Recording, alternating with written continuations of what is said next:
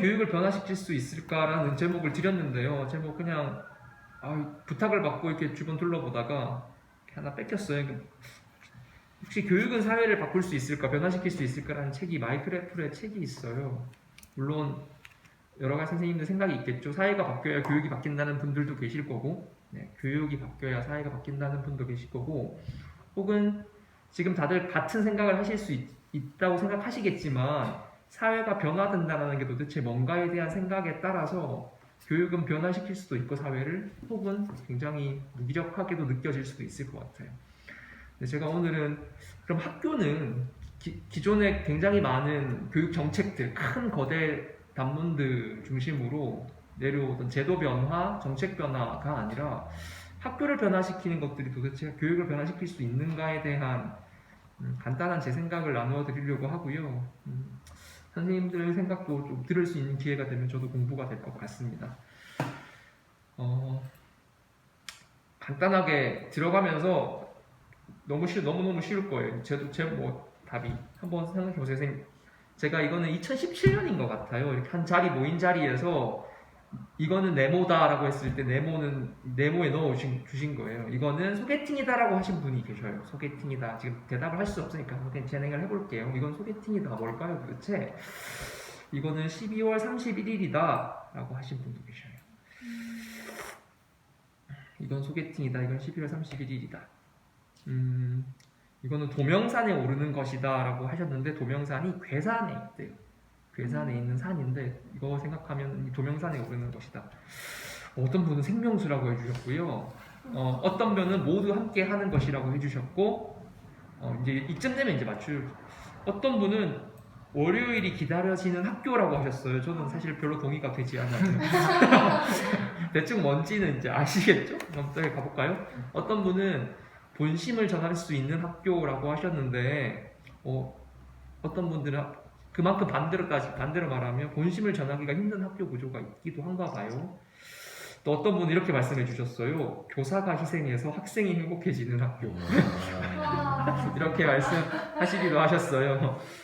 대충 뭔지 아시겠죠? 이거는 2017년인 것 같은데 행복시앗학교에 처음으로 이제 지정된 학교의 선생님들이 모여서 각 학교에 워크숍 하는 자리에서 선생님한테 행복시앗학교는 네모다 했을 때 이렇게 말씀해 주셨어요. 소개팅이라고 말씀해 주신 선생님은 제 기억으로는 중학교의 여선생님이었는데 저보다 어렸어요. 그러니까 20대 선생님이었는데 소개팅이 잘 안 됐대요.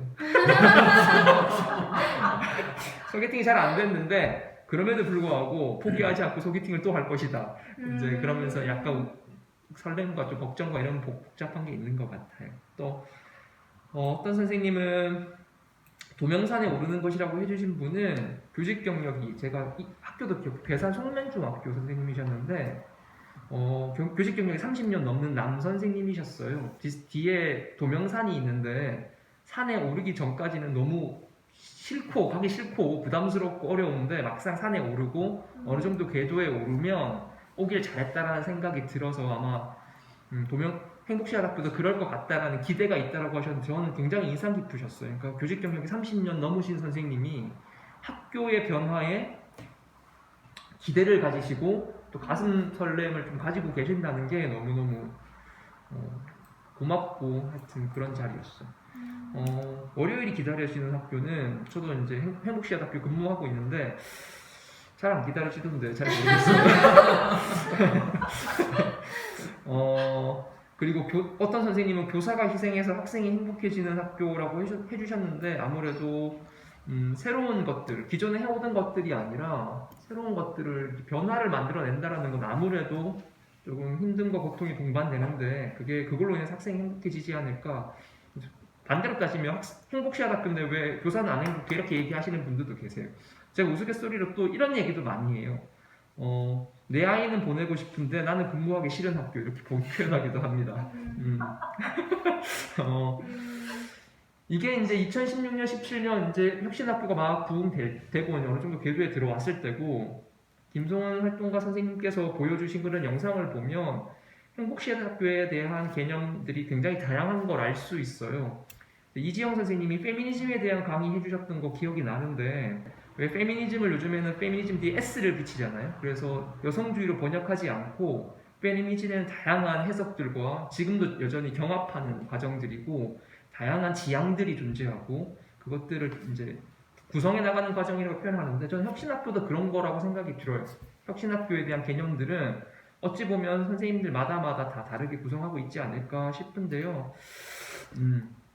그래서 아마 그것들은 어떤 사람들이 개념이라는 것을 개념사 연구하시는 분이 자신의 경험 공간, 어떤 집단의 경험 공간과 기대 지평이 더해진 게 개념이라고 표현하던데 아마 선생님들이 학교의 모습들에 대한 경험과 또 학교가 이랬으면 좋겠다라고 하는 기대에서 어긋나시는 분들은 혁신학교를 반대하실 테고 또 동의하시는 분들은 아마 지지하실 것 같다는 생각이 들어요. 그래서 뭐 이거는 이게 맞다 틀리다 이런 것보다 그런 것들이 막 교차하고 있구나 이렇게 이해하시면 될 것 같습니다.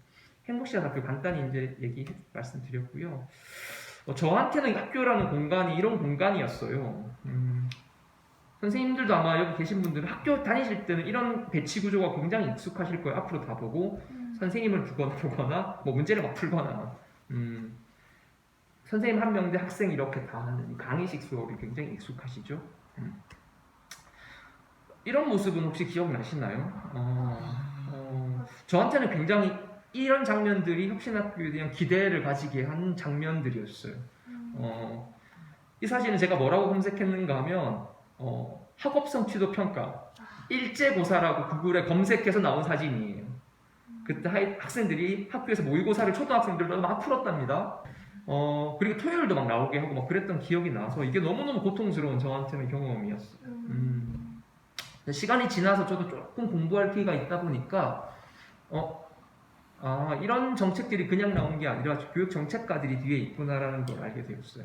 이런 역사적 배경들을 갖고 있긴 한 것 같아요. 다들 아시겠지만 1995년에 5.31 교육개혁안이라는 거 많이 들어보셨을 텐데 그래서 5.31 교육개혁안 맨날 뭐 하면 5.31 교육개혁안 신자유주의 막 얘기하는데 간단하게 저도 얘기해보면 눈에 띄는 게 자율성. 지금도 자율성 엄청 얘기 많이 하죠. 그러니까 자율성이라는 담론이 하나의 고정된 정의되어 있는 개념이 아니라 사람들마다 쓰는 맥락에 따라서 그 담론이 다르게 해석될 수 있다는 걸 보여줘요. 자율성과 한편으로는 책무성이 붙죠. 이 책무성이란 이름으로 일제고사가 도입되었습니다. 교사가 책무성이 있어야지. 그래서 학교는 뭐 교육부에서 만들어놓은 정책을 실행하는 외주업체 같은 학부모는 그때 교육 수요자 하여튼 이게 어떤 배경에서 나왔는지 이게 시장 논리로 왜 도입됐다고 얘기하는 건지가 좀 보이는 것 같아요. 그래서 교육 수요자, 학교장은 그래서 경영자 2013년, 14년 시도교육청 연수 같은 거 보면 학교장 CEO 연수 이런 거 합니다. 이름이 그렇게 되어 있어요. 학교장 CEO 연수. CEO적 관점으로 봤던 거죠. 그리고 교사는 생산하고 학생은 상품으로 본 거예요. 학생이 학습 결과가 상품이에요. 그러면 좋은 상품도 있고 떨어지는 상품도 있고 미도달 학생은 하여튼 천덕꾸러기 신세가 되고 저도 거기에 자유롭지 않았던 것 같아요. 그러지 않으려고 아무리 마음을 먹어도 기초학년 미달이 뜨면 온갖 눈총이 저한테 오기도 하고 그 학생이 원망스러워지기도 하더라고요. 그러면서 나중에 후회를 하긴 하죠. 하여튼 이런 맥락 안에서 제도가 있었는데 이제 이런 거 안에서 굉장히 교육 좀 뭐라고 했다나 무력감을 많이 느꼈던 시기 일제고사 시기에 이런 제 경험 공간에서 혁신학교는 굉장히 긍정적이었어요. 혁신학교 모습은.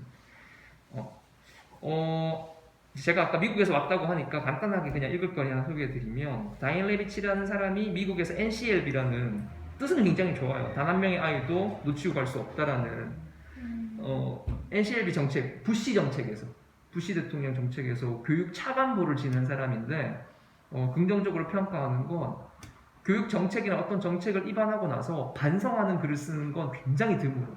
정책가들이.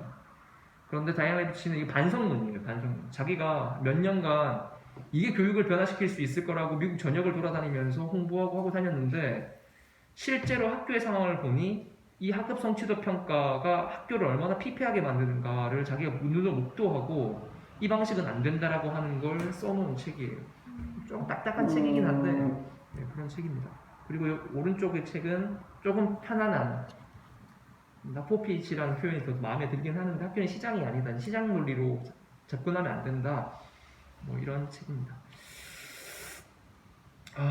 근데 혁신학교는 어떤 특징들이 저는 이제 마음에 들었는가 하면 지금은 많이 시간이 지나서 혁신학교를 다른 용어들로 또 비판적 관점으로 분석할 수도 있겠지만 저한테는 이런 개념이 있어요. 그 당시는 이거 굉장히 우리나라 역사 아니 우리나라를 떠나서 전 세계적으로 교육정책 역사, 교육개혁 역사에서 아래로부터 학교로부터 현장으로부터 시작된 교육개혁은 굉장히 드물어요. 혁신학교는 2000년대에 남한산 초등학교라는 게 전국적으로 언론을 타고 주목받으면서 2010년대에 정책으로 포착된 거죠. 이름을 김상곤 교육감이 혁신학교로 붙였죠.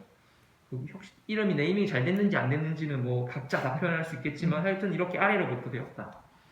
두 번째는 학생의 삶으로부터 포착한다. 그러니까 그전에는 다 교육청 공문이나 교육 정책을 하라는 대로 했는데 학생의 삶을 보니 교과서를 그대로 가르치거나 교육과정을 그대로 운영하는 게 너무 이거는 맞지 않는다. 학생이 도대체 어떤 삶을 살고 있는가에 대한 이해가 굉장히 중요하다라는 시작으로 되었어요. 물론 그게 실제로 잘 되고 있는가 안 되고 있는가는 또 다른 차원의 평가가 필요할 것 같습니다. 또 저는 이 부분을 굉장히 중요하게 여기는데 공동체성을 이것도 굉장히 특이한 위치성을 가지고 있는 교육개혁 운동이에요. 아래로부터 하는 운동들이 꽤 있어요. 예를 들면 선생님 우리 교사들은 흔한데 교사들은 방학 때 아니면 학기 중에도 교사 연수를 많이 받으라고 해요. 60시간 이상 연수를 꼭 받으세요 하는데 그게 뭐냐 하면 교육 변화의 최소 단위를 교사 개인으로 봤어요. 교사 한 명 한 명이 자기가 필요한 연수를 받으면 그래서 자기 능력, 교사 전문성을 키우면 교육이 바뀔 거라고 봤는데 제 경험상으로는 그리고 좀 많은 연구를 보면 그렇게 자기 전문성을 키웠다 해도 학교로 교실로 돌아가면 실제로 전혀 실천되지 않는다. 왜냐하면 최소 원자 단위가 개인으로 보는 건 적절하지 않다. 왜냐하면 학교라는 공간은 공동체이기 때문에 뭐 이런 얘기들이 있어서 교육 개정의 최소 단위를 개인이 아니라 학교 정도, 공동체가 변해야 된다. 또 너무 크게 정책이 바뀌어야 된다. 이건 너무 어렵잖아요. 제가 정책을 바꿀 수는 없으면 무력감에 빠지잖아요. 이제 그러니까 공동체 단위를 꼭 이게 좀 자율적으로 이루어져야 된다는 개념들을 좀 가지고 있었던 것 같아요. 그래서 학교 패러다임을 이렇게 그때 당시에 2013년에 나온 자료인데 이렇게 표현해. 옛날에는 행정 중심이었어요. 학교는 사실 뭐 그냥 표현하면 교육 행정 기관이라고 볼 수 있어요. 완전 행정으로부터 잘 배울 수 없어요. 왜냐하면 저희가 세금을 받고 운영을 하니까 세금을 잘 썼니 못 썼니를 잘 좀 드러내줘야 하거든요. 그래서 행정 처리를 좀 잘하긴 해야 되는데 이게 웹도독이라고 왜 꼬리가 몸통을 흔든다고 행정 처리, 그러니까 제가 흔히 하는 표현으로 교육하는 시간보다 내가 교육을 했다는 걸 증명하는 시간이 더 오래 걸려요. 다 기록해놔야 되고 영수증 붙여놔야 되고 그거 하느니 안 하겠다 해서 안 하고 막 이런 게 있는데 행정이 중심이 됐던 거죠. 그러니까 결과를 내라고 하니 주입식 수업, 결과를 보여달라고 표로 숫자로 보여달라고 하니 주입식 수업하고 교과서 가르쳐서 수능 치고 뭐 이렇게 되어 있었는데 혁신학교는 이제 행정이 아니라 학생을 좀 중심에 두자, 학생이 살아가는 삶을 좀 중심에 두자. 그래서 수업도 주입식 수업이 아니라 학생이 어떻게 배움을 일으키는가에 대한 좀 진지한 철학적 논의를 기반으로 방법론적 논의도 좀 첨가시키고 해서 배움 중심 수업을 발전시키고 교과서를 가르치는 게 아니라 교사가 학생의 삶을 중심으로 교육과정을 새롭게 구성. 저는 사실 재구성이라는 말을 싫어하시는 분도 있는데 저는 사실 그렇게 거부감을 느끼지 않아요. 왜냐하면 처음부터 완전 구성하는 건 저는 없다고 생각하거든요. 그러니까 다 재구성이라고 봐요. 사실 저는. 그런 입장에서 교육과정을 재구성하기도 하고 그런 것들을 이제 지원 행정이 뒷받침하고 중간 기말고사, 이제 학습한 결과를 평가해서 서열화하고 분류하고 더 심하면 처벌까지. 이 처벌이 때리고 이런 게 아니라 이렇게 사회적 처벌이 이루어지죠. 낙오시키는 거죠. 그런 시험이 아니라 진짜 학습을 돕는 평가. 그러니까 평가가 서열화시키는 게 아니라 서열화가 숫자가 안 나와도 평가 자체가 학습을 돕는다면 그런 평가를 좀 지향하는 패러다임 변화가 일어났죠. 이제 혁신학교가 잘 되었니 못 되었니를 보자면 요거에 잘 이루어지니 이제 이런 것들을 많이 툴로 사용하기도 합니다. 어떤 분들은 그래 우리 학교는 지금 이렇게 되고 있어 미래형이 아니라 지금 현재야 하는 분들도 계실 거고 여전히 과거야. 여전히 저는 사실 왔다 갔다 하는 것 같아요. 어제까지는 미래형이었던 갔다가 또 오늘 되면 과거형이네 여전히 뭐 이렇게 왔다 갔다 하는 것 같아요. 끊임없이. 간단하게 그럼 학교는 변화시킬 수 있는가? 너희는 뭐 해? 라고 얘기할 때 간단하게 사례를 보여주려고 학생의 삶을 중심으로 교과서가 아니라 교육과정을 가르친다고 했잖아요. 작년 코로나 시기 때 다들 온라인 영상 찍어서 수업하던 시기에 조금 노력한다 하는 학년은 이제 학교는 줌으로 이렇게 수업하던 강의식 수업을 줌으로 하는 애들 얼굴이라도 마주치는 뭐 이 정도 시기에 그래도 교육과정 재구성을 꽤 오래 한 5, 6년 진행해 왔으니 코로나 시기에도 할 수 있지 않을까 해서 제가 6학년을 담당했었는데 6학년 2학기에 경제단원이 나와요. 사회의 경제단원이 나오는데 경제단원을 조금 재구성, 수학이랑 국어랑 이렇게 몇 가지 엮어서 창의적 체험 활동을 엮어서 교육과정 재구성을 했고 여기 처음에 학생들한테 쓰는 편지였어요. 이렇게 한번 해보자 공부를 했고 첫 번째가 소비였어요. 소비. 근데 이제 소비는 보통 합리적 소비까지만 나오거든요. 근데 좀 소비를 좀 폭넓게 해서 소비에는 감정도 영향을 미치고 학생들도 있으니까 소비가 긍정적인 측면도 있지만 위험할 수도 있다는 걸 알려주고 또 가치 소비 뭐 이런 것들 개념들을 좀 했고 이렇게 저희가 활동지를 만들고 개념도 보여주고 표도 보여주면서 수업을 했던 것 같아요. 그 다음에는 생산인데요. 생산은 정확하게 기업 시장까지만 나옵니다. 교과서에는 기업 그리고 시장에는 뭐 부동산 시장도 나오고요. 사례로 주식 시장도 나옵니다. 근데 노동 얘기는 하나도 안 나와요. 노동 얘기는 하나도 안 나오고 다 내용 이해하는 기업은 이런 역할을 하고 우리나라에 긍정적 영향을 미치고 여기까지만 나오고요. 시장은 이렇게 되어 있다는 내용 암기 중심으로 되는데 그럼 너무 재미없잖아요. 그래서 저희가 좀 포커싱을 맞췄던 건 기업, 시장 그리고 애들은 대부분 다 노동자가 되니까요. 뭐 대부분이 아니라 거의 다 노동자가 되니까 노동에 대한 개념을 좀 가르쳐야 되겠다 해서 노동을 한 6차시, 이렇게 8차시 정도 배치했고 이 과정을 녹여서 창업을 한번 해보자. 창업 활동을 직접 한번 해보자 해서 코로나 시기 때 한번 해봤어요. 네, 뒤에 가서 보여드릴게요. 네, 이렇게 기업에 대한 내용이고 기업이 잘하기도 하지만 기업의 목적인 이윤 추구가 참사를 불러오기도 한다는 것. 그러니까 요즘은 워낙 익숙해진 ESG 같은 개념들이 필요하다는 것들을 아마 배웠던 것 같습니다. 그리고 이거는 교과서에 안 나오는 수요곡선과 곡선인데 코로나 줌으로 수업했거든요, 수업. 그래도 뭐 잘 따라왔던 것 같아요. 이런 내용들 공부하고 이건 좀 빨리 지나가 볼게요. 그러면서 노동에 대해서는 노동자가 도대체 뭐지? 노동자에 대한 이 개념들이 학생들마다 다르다는 걸 일단 시작으로 노동해보고 그리고 여러 가지 이야기로 노동자의 권리를 공부해보고 노동자의 권리 그래서 뭐 파업, 뭐 쟁의 활동 이런 것들 애들한테 가르쳐주고 여기 안 나오나? 뒤에 가면 나올 거예요. 아마 근로계약서도 쓰는 거 배웠었어요. 근로계약서 쓰고 근로계약서에서 이렇게 되면 잘못됐다는 거 하고 근로계약서가 잘못되면 어디에다가 문제 제기를 할 수 있는지 도움을 요청할 수 있는지 이런 것까지 학생들하고 근로계약서를 한번 써봤습니다. 이렇게 말로 하지만 이렇게 한 2시간짜리 수업하려면 쉽게 빨리 되는 것도 있지만 막 며칠 동안 서로 논쟁하는 경우도 있어요. 이 개념을 쓸 수 있다 없다 학생들이 받아들일 수 있다 없다 우리가 가르쳐야 된다 말아야 된다 뭐 이렇게 논쟁하기도 합니다. 근로계약서 같은 부분도 근로계약서를 직접 쓰는 것부터 틀린 부분 찾게 할까? 뭐 이런 조금 어렵더라고요. 그런 부분. 저희가 이제 고려했던 건 요게 프로젝트였어요. 교육과정의 프로젝트. 다 소비, 생산, 노동 다 배우고 나서 창업을 한번 해보자. 보통 학교에서 창업하면 이제 알뜰 시장 같은 거 열면 돼요. 근데 코로나라 대면 접촉이 진짜 엄격하게 금지되던 시기였거든요.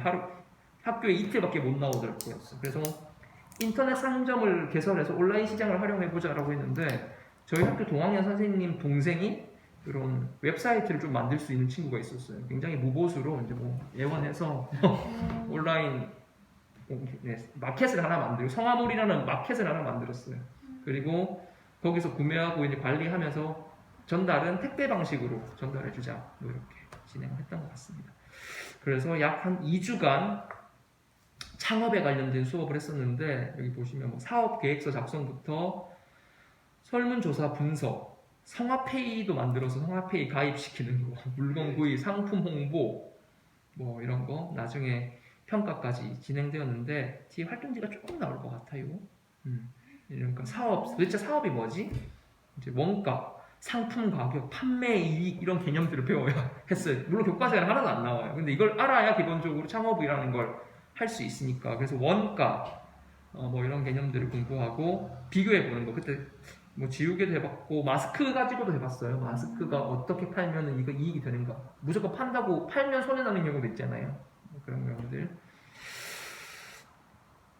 그 다음에 근로계약서 작성도 해봤습니다. 영어 카트 보고 왜 근로계약서 작성이 필요한지, 청소년 노동자들이 어려움 받으면 어떻게 도움을 받을 수 있는지 이런 것들. 저희 반에 아역 배우 하는 친구가 있어요.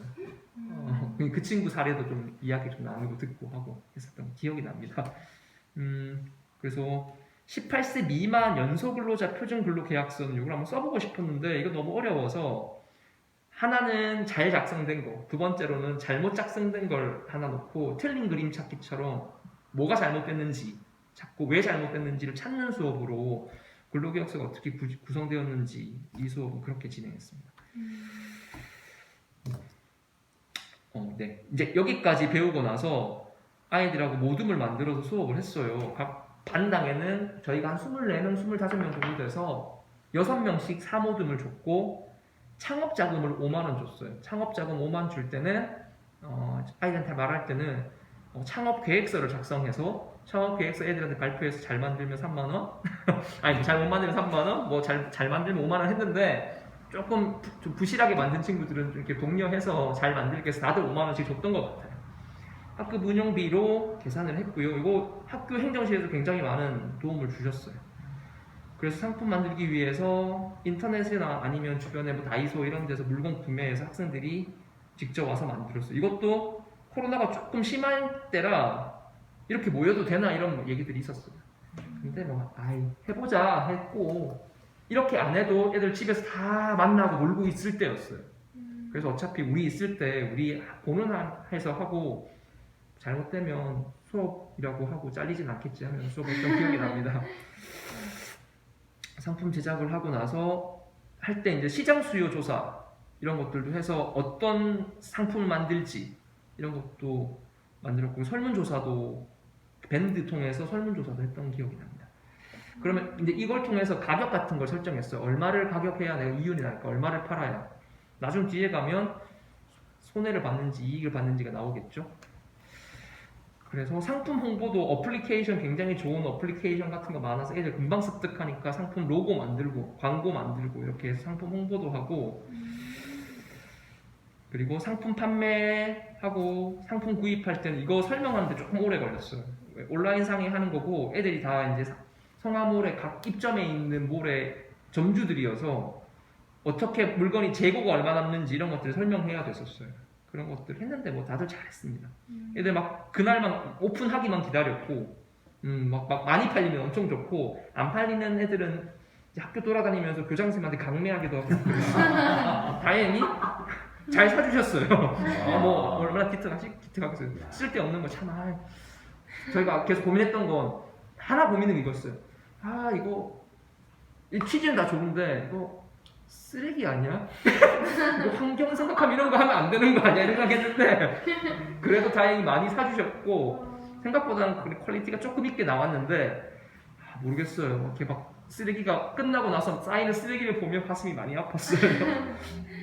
그런 것들 고민하면서 이건 저희 반에서 만든 캔들이었어요. 애가 만들고 직접 찍은 거예요. 되게 파는 거 같죠? 이거를 8,000원에 팔았어요. 너무 싼 거 같은데. 이거 근데 실제 검색해보니까 이거보다 훨씬 비싸더라고요. 그래서 얘네들이 로고도 이렇게 언더 더 씨라고 만들고 밑에 여기 보면 캔들 안에 고래가 들어있어요. 고래 이런 작은 뭐 300원 주고 샀나 뭐 그런 것도 넣어주고 신도 만들고 해서 이 사이트에 성화몰에서 이렇게 팔았고 나머지도 다른 아이들도 뭐 그립토 랜덤 박스 이런 것도 만들었고요. 우와 진짜. 그래서 여기 보면 판매 완료가 다 된 것도 있고 어떤 친구들은 구매 취소. 이게 이제 판매자 입장에서 보이는 거예요. 누가 샀구나. 요거 성화몰 만드는데 되게 좀 도움을 많이 주셨어요. 다른 선생님, 다른 이제 선생님, 동생님. 그리고 학급 정보도 학급에서는 매출이 얼마나 올랐는지, 3반에서는 룰루랄라라는 모듬, 이제 상점이죠. 여기서는 6만 원 매출이 났네요. 뭐 이렇게. 그래서 다 끝나고 나서는 창업 성과를 분석하는데 이제 총 상품 금액에서 총 상품 원가를 빼야 되잖아요. 다들 조금 이익이 났어요. 근데 여기서 계산 안 된 건 아이들의 노동력이죠. 실제 사업에서는 노동력이 있잖아요. 상품 판매 금액만 원가만 있는 게 아니라 원가 안에 노동력도 포함되니까 실제로는 다 망한 거야. 이렇게 속으로는 생각했지만 손해 본 모듬도 있고 뭐 잘한 모듬도 있고 그래요. 또 애들이 상품 가격 설정할 때도 스타일이 나와요. 어떤 아이들 야 하나를 팔아도 하나 팔면 이익 남게 과감하게 질러 이렇게 하는 애들도 있고 어떤 아이들은 실제보다 원가에 500원씩 붙여서 박리담에 추구하는 아이들도 있고 뭐 이렇게 했습니다. 그러고 나서 다 끝나고 나서 이익금은 처음에 시작할 때부터 이익금이 나는 건 기부단체에 기부하기로 했었어요. 왜냐하면 초기 창업 자금을 학교에서 줬잖아요. 그러니까 얘네들이 투자해서 한 게 아니니까 초기 창업 자금을 학교 운영비로 사용했기 때문에 거기 나온 거는 기부하는 걸로 나중에 해서 그 아이들이 직접 기부할 곳도 찾아보고 어떤 곳에서 이제 모든 회의 이런 거 해서 어디 하자 아이들이 정했습니다.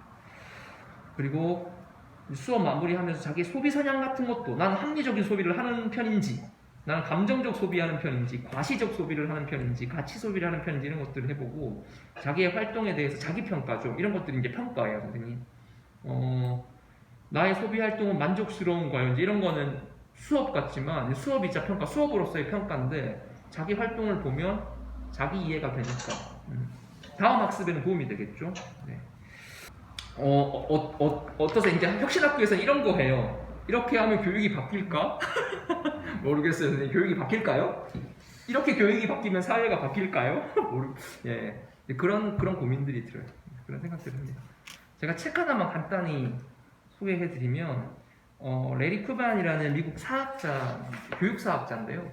학교 없는 교육의 개혁이라는 제목으로 책이 나왔는데 이건 미국 교육개혁 100년사를 정리한 책이에요. 책이 막 뒷부분으로 갈수록 점점 재미가 없는데 저는 좀 인상 깊어서 소개해드리면 이게 원래 제목이 Tinkering Toward Utopia예요.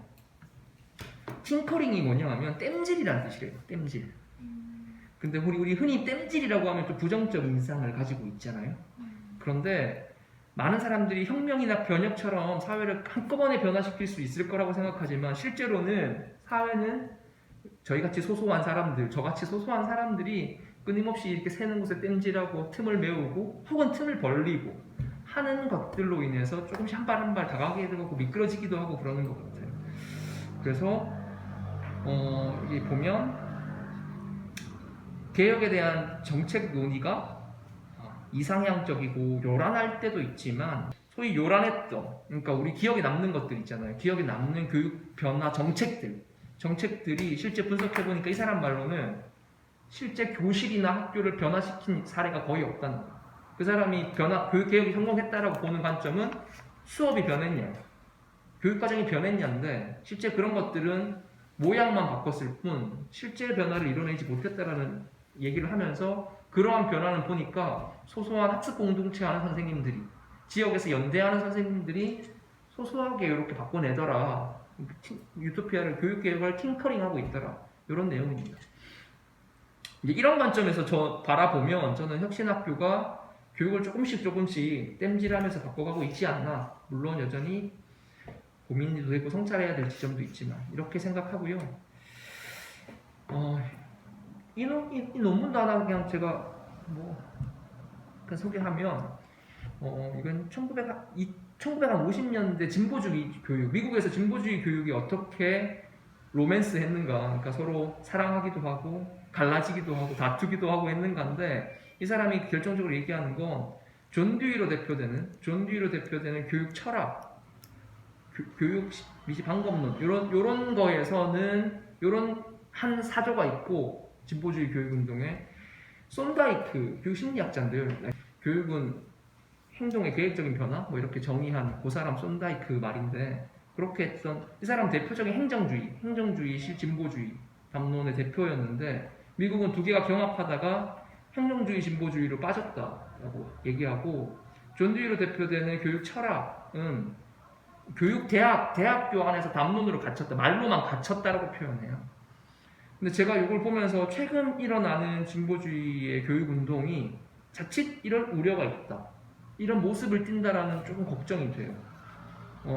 혁신학교 운동이 아래로부터 시작했는데 어느 순간 경험 공간과 기대 지평이 만나는 게 아니라 개념들이 경험 공간은 사라지고 기대만 잔뜩 담긴 공중에 말만 떠버리는, 대표적으로 저는 미래교육, 그린 스마트 이런 것들은 좀 헷갈려요 사실은. 도대체 그린 스마트 미래학교, 그린 스마트 수업이라고 막 하거든요. 그린 스마트 배움 중심 수업. 도대체 그건 뭐지?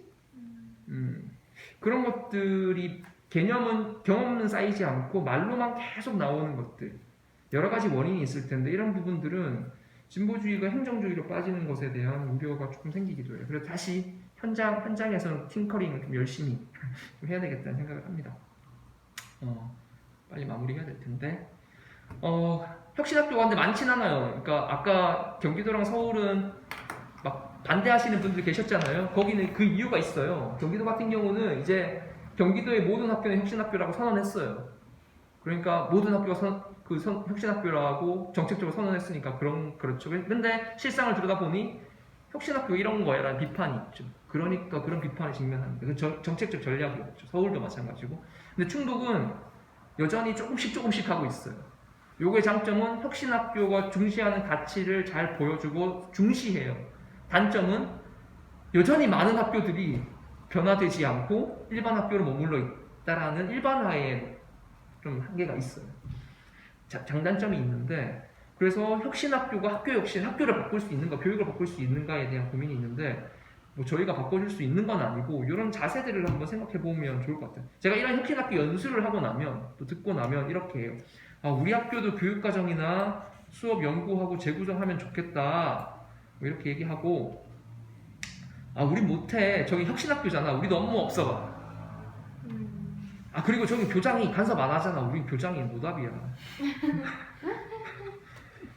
맞아, 인정. 그 다음은 제가 생각해요. 교장선생님 입장하면 우리 교장선생님 최고인 것 같아요. 제가 이렇게 한번 재구성해봤는데 계속 이런 것들이 반복되는 것 같은 느낌이 드는 거예요.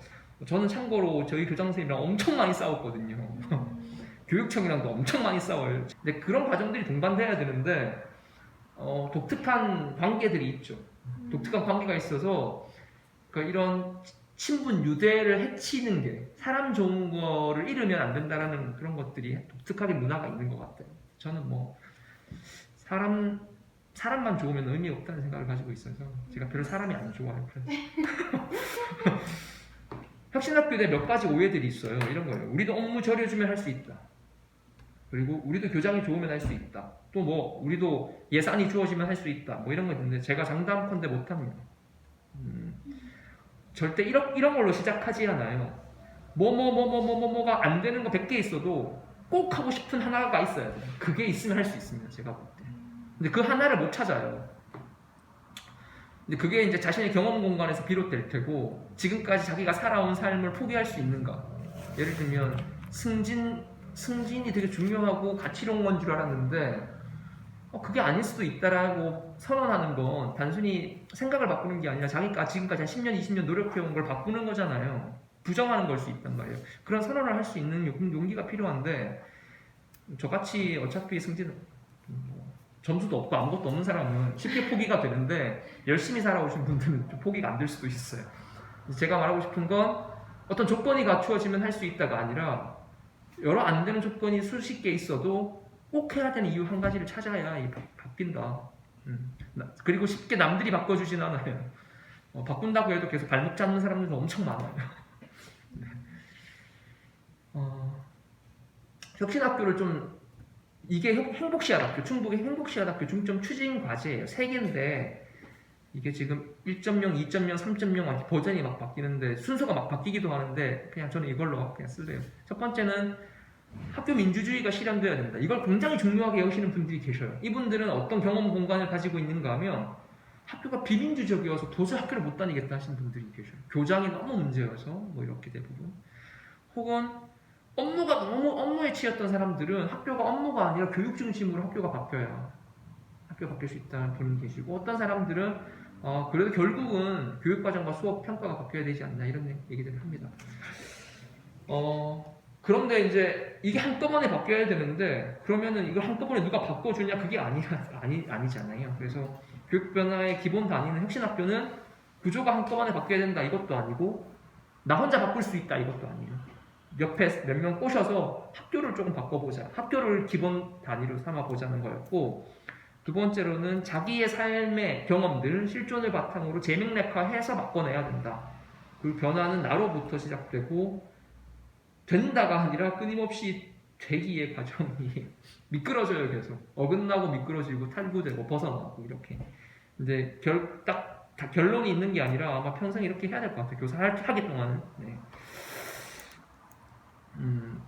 제가 되게 즐겁게 읽은 책인데요. 보셔요. 그러니까 여기 원래는 사회학이라는, 지금부터 바우만이라는 사회학자, 나이든 지금 돌아가셨는데, 사회학의 쓸모에서 사회학을 이렇게 표현했는데, 제도화된 사회학은 방법론적 정교화에 몰입한 나머지 질문의 능력을 상실했다. 질문의 힘을 잃은 사회학은 주어진 현재에 존재하는 사실을 설명하고 해석하는 데는 뛰어나지만 무엇이 없어야 하고 무엇이 있어야 하는가에 대한 상상을 상실했다. 좋은 삶과 좋은 사회에 대한 상상을 키우는 질문에 힘을 잃어버리면 쓸모를 잃어버린다. 사유란 주어진 틀에서 정답을 고르는 게 아니라 주어진 틀에서 벗어날 수 있는 상상력을 제공하는 행위라고 얘기했는데, 저는 여기 사회학 안에 교사는, 교육은, 학교는 다 넣어도 될 것 같아요. 그래서 주어진 틀에서 벗어날 수 있는 비판적 관점들, 상상력들이 필요하다 지금 이런 생각을 하고요. 이건 인천의 청소년회가 로비에 있는 낙서인데요. 되게 섬뜩해요. 제가 잠깐 읽어보면, 판단 없이 열심히 가르치는 수업은 얼마나 위험한가? 왜라는 질문 없이 진행하는 수업은 얼마나 무책임한가? 무조건 성실한 교사는 우리의 공동체의 미래에 얼마나 위험한 존재인가? 방향 없는 열정은 무책임한 폭력이다라고 적혀있는데, 저는 가끔씩 이렇게 보면 굉장히 동의가 되고 저도 반성이 되고 그래요. 네. 하나 위안이 되는 건, 저는 성실하지가 않아서 무조건 성실하지는 않아요. 그래서 위안이 되긴 합니다. 그래서 어떤 사람이 이렇게 얘기하더라고요. 이렇게 사람을 여기는 사람 만남 뭐 이런 거라고 썼던, 김하나 작가는 그렇게 표현했던 것 같은데, 이것도 바꾸면 뭐 교육은, 학교는, 만남은, 우리 이런 것들은 레벨업 시키는 뿐만 아니라, 그것이 아니라 스펙트럼 넓히는 거라고 했는데, 학교에 대한 상상도 일반 학교에서 혁신 학교로 질적게 막 완전 성장 이런 개념보다, 레벨업이라기보다는 이제 조금 다른 학교들이 많이 생겨났으면 좋겠어요. 그걸 허용할 수 있고 서로 그런 것들도 상상할 수 있는 지평이 좀 열렸으면 좋겠다는 생각을 합니다. 선생님, 행복한 삶을 살고 싶잖아요. 근데 이제 강남순이라는 텍사스 대학교 교수인데요. 그분은 이렇게 얘기하고 너무 동의가 됐어요. 문제없는 삶을 살고 싶은데 문제없는 삶은 없대요. 그래서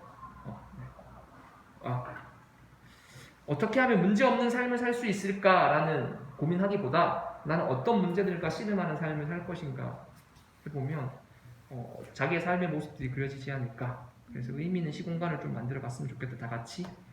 그래서 조금 만나고 연결하고 네트워크하고 연대하면 혁신학교도 학교도 좀 교육을 변화시킬 수 있지 않을까. 교육도 사회를 변화시킬 수 있지 않을까 생각을 해봤습니다. 너무 길게 말했어요. 죄송합니다. 마치겠습니다. 감사합니다.